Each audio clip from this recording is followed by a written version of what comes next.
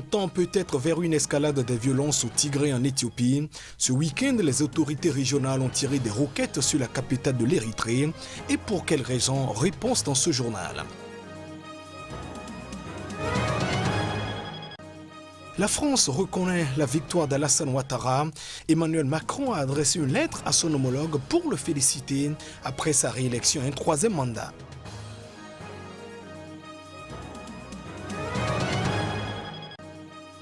Et puis la Tunisie a rouvert ses frontières avec la Libye. Les espaces entre les deux pays étaient fermés pour cause de coronavirus. Les échanges ont été paralysés pendant 7 mois.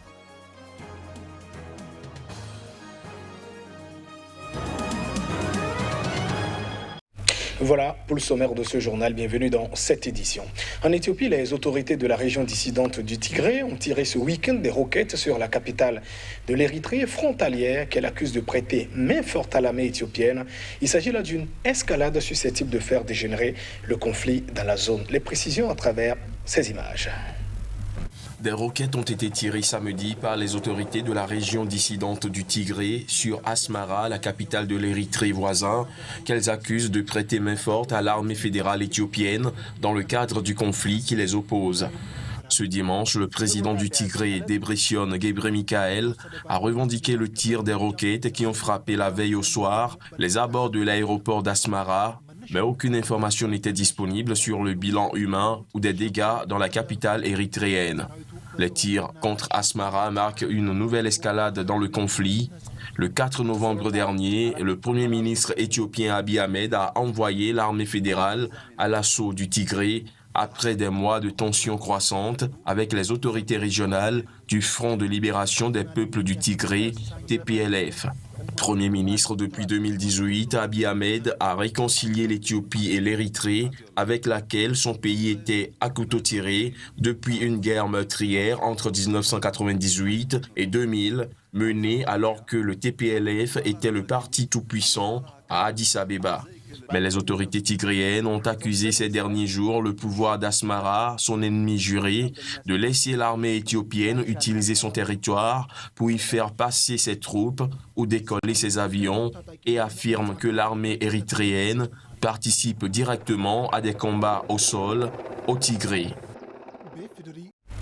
Le président français Emmanuel Macron a félicité son homologue ivoirien Alassane Ouattara pour sa réélection à un troisième mandat controversé. C'était à travers un courrier daté du 11 novembre dernier dans lequel Emmanuel Macron a encouragé le chef de l'État ivoirien à poursuivre le dialogue qu'il a initié avec l'opposition. C'est dans un courrier daté du 11 novembre dernier qu'Emmanuel Macron a félicité le président ivoirien Alassane Ouattara pour sa réélection à un troisième mandat.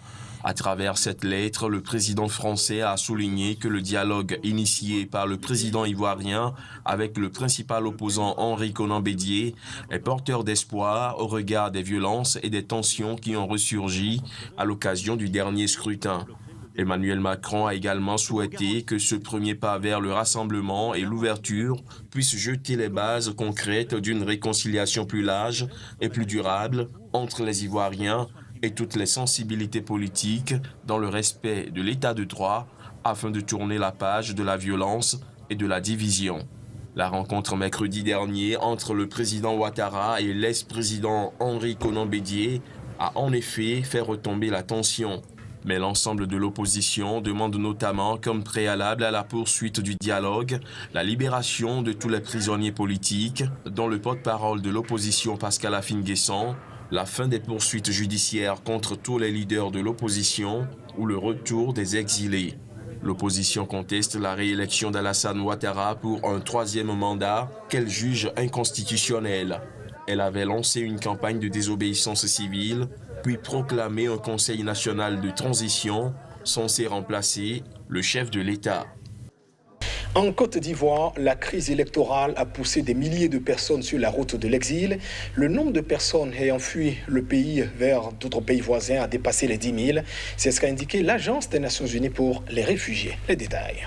Au moins 85 personnes sont mortes dans les violences liées à l'élection présidentielle du 31 octobre depuis l'annonce en août de la candidature du président Alassane Ouattara à un troisième mandat controversé. Le Libéria concentre environ 9500 des réfugiés alors que les violences ont surtout eu lieu dans la moitié est du pays. L'Ouest ivoirien avait été toutefois un des épicentres de la crise de 2010 à 2011 qui avait fait 3000 morts. Le Conseil constitutionnel a validé définitivement ce lundi la réélection d'Alassane Ouattara sur un score écrasant de 94,27% alors que l'opposition ne reconnaît pas le résultat et avait boycotté le scrutin. Ouattara a rencontré mercredi le chef de file de l'opposition et ancien président Henri Konan Bédié pour tenter d'apaiser les tensions. L'opposition a notamment annoncé la création d'un régime de transition. Plusieurs de ses leaders ont été empêchés ou sont bloqués chez eux par les forces de l'ordre comme Henri Konan Bédié. Samedi, les avocats du porte-parole de l'opposition, Pascal Affi-N'Guessan, arrêtés le 9 novembre, ont annoncé ne toujours pas avoir vu leurs clients, alors que la libération de tous les prisonniers politiques est un préalable au dialogue politique demandé par l'opposition. Les deux principaux partis qui la composent, à savoir le Parti démocratique de Côte d'Ivoire, le PDCI, et le Front populaire ivoirien ont exigé vendredi dans une déclaration commune des actes d'apaisement du pouvoir avant tout dialogue politique. En Guinée, le président Alpha Condé a affirmé lors de sa première interview depuis sa réélection qu'aucune chasse aux sorcières n'était en cours dans son pays, ceci en dépit des interpellations ces derniers jours de figures de l'opposition. Écoutons ici un extrait de l'intervention du président guinéen Alpha Condé. Gouverner autrement, ça veut dire que je ne tolérerai plus ni corruption, ni copinage, ni népotisme, et que je n'aurai pas d'état d'âme. Quiconque détourne, quiconque pose des actes contraires à la bonne gouvernance, c'est la sanctionner. Je veux que le gouvernement travaille pour le peuple et soit au service du peuple. Toute personne, qui soit ministre, premier ministre, président ou simple citoyen qui viole la loi, doit répondre devant la justice, c'est tout. Et il n'y a pas de chasse aux sorcières en Guinée. Personne n'est ciblé, sauf les gens qui sont accusés d'avoir commandité. Puisque nous avons arrêté les gens, c'est la justice à trancher. Les questions africaines doivent être réglées par les Africains. Donc pour moi, l'élection, c'est la CEDEAO et l'Union africaine. Et les deux ont dit que c'est une des élections les mieux organisées. C'est ça qui compte pour moi. Et les seuls observateurs qui étaient là, c'était les observateurs de la CEDEAO, de l'Union africaine et des sociétés et de la société civile. Donc c'est eux qui peuvent porter des jugements. Et j'estime que la limitation de mandat ou pas n'a jamais été un principe que j'ai défendu. Donc j'estime que je suis resté fidèle à mes idées. Les gens qui parlent de limitation de mandat, ce sont ceux-mêmes qui soutiennent des gens qui ont 4-5 mandats. En réalité, le problème des gens qui critiquent, ils ne critiquent pas le principe de mandat ou pas, ils critiquent lorsque le président ne répond pas à leurs préoccupations, lorsque le président n'est pas à leur service. Quand le président est à leur service, il peut faire 20 mandats.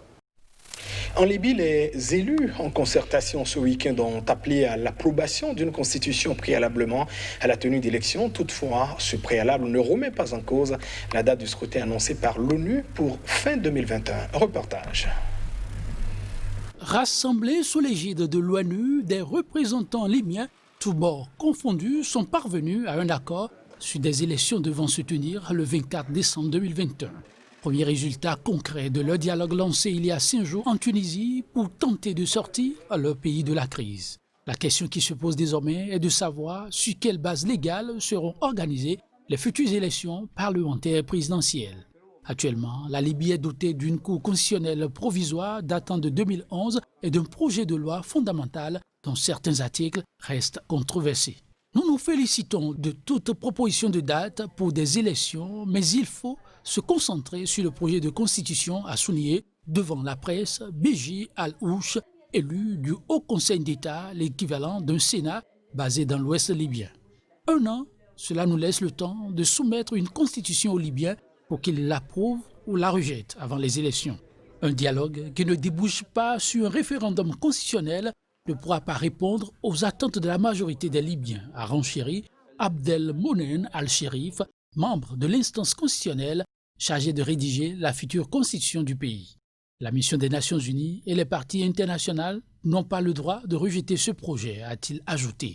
Il a néanmoins estimé que cela pouvait se concrétiser dans les prochains mois pour aboutir à des élections en décembre. En attendant, dans une unité presque retrouvée, les élus ont publié un communiqué abhorrant le sceau des assemblées rivales, le Parlement de Tobrouk à l'est du pays et le Haut Conseil d'État à l'ouest. Les 115 délégués réunis à Tunis doivent également nommer dans les tout prochains jours les principaux responsables d'un nouvel exécutif unifié. Depuis ce week-end, la traversée de la frontière entre la Tunisie et la Libye est à nouveau possible. Cette rouverture intervient après la fermeture de 7 mois en raison de la pandémie de coronavirus ayant eu d'importantes conséquences sociales et économiques. Il souffle comme un air de liberté retrouvée à cette frontière entre la Tunisie et la Libye. On a hâte de circuler de part et d'autre. De Tataouine à Médénine, de Zarziz à Ben Guedan, l'économie du sud tunisien est directement liée au commerce avec la Libye voisine. L'économie informelle, principale activité de la région, s'est effondrée au dernier jour de l'hiver dernier, plongeant dans la misère des milliers de familles. Cigarettes, téléviseurs, téléphones, médicaments, carburants, les produits achetés en Libye inondent habituellement les marchés du sud tunisien où ils sont revendus quelques dinars supplémentaires. La levée des barrières à Ras Jedir va permettre aux fruits et légumes tunisiens d'alimenter de nouveau les étals des marchés libyens, un débouché vital pour les producteurs agricoles. Le secteur touristique à genoux espère aussi glaner quelques retombées. À Tunis, les hôtels haut de gamme misent sur l'arrivée de ressortissants libyens à la recherche de soins médicaux ou en voyage d'affaires quand les établissements côtiers, dont plus de la moitié a dû fermer, espèrent remplir des carnets de réservation désespérément vides par l'arrivée de clients fuyant les tensions. Les échanges commerciaux entre les deux pays qui devaient atteindre 3 milliards de dollars cette année ont été très lourdement impactés par ces 7 mois de fermeture. L'ouverture des frontières est toutefois assortie d'un protocole sanitaire très strict dont la présentation d'un test PCR négatif. Un centre de quarantaine a conséquemment été installé dans le sud tunisien. Mesdames, Messieurs, ce sera tout pour cette édition. Merci de votre attention. Au revoir.